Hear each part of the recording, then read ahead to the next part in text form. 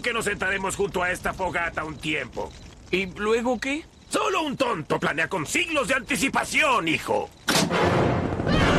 ¡Quietos, leñadores de hojalata! Están arrestados por secuestrar y quemar mapaches sin permiso.